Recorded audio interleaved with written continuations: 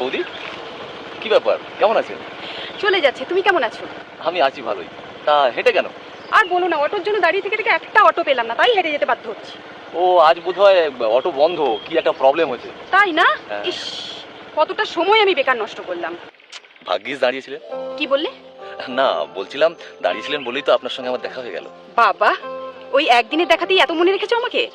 মনের আর দোষ কি? হ্যাঁ, না, বলছিলাম কিছু কিছু মানুষকে একবার দেখাতেই মনে থেকে যায়, ভোলা যায় না। খুব মিষ্টি মিষ্টি কথা বলতে শিখেছো। তাই এই কথা কি সবাইকে বলো নাকি? না না, সবাইকে না, কিছু কিছু।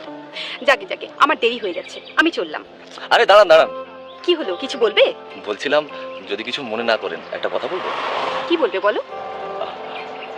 আপনি তো হেঁটেই যাচ্ছেন, আমি কি আপনাকে বাড়ি পর্যন্ত পৌঁছে দিতে পারি?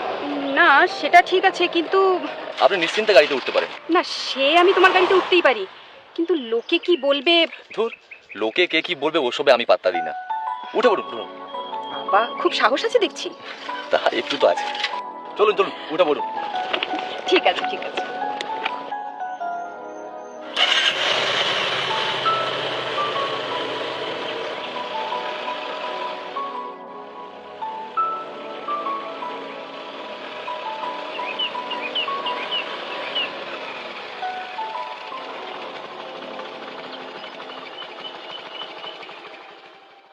যাক, ভালোই হলো। হাঁটতে আমার সত্যি খুব কষ্ট হচ্ছিল। আমারও ভালো হলো।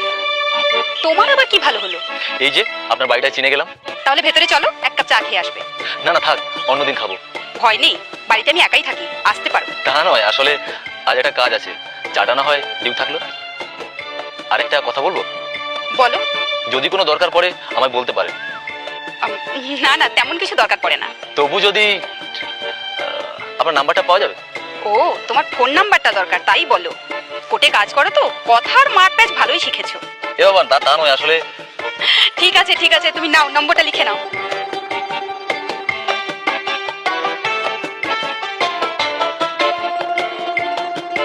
আমার নামটা জানো তো? জানি, অহনা। বাবা, নামটাও মনে রেখে দিয়েছো। আমার মেমোরি খুব ভালো। আর যাই তাহলে। ঠিক আছে।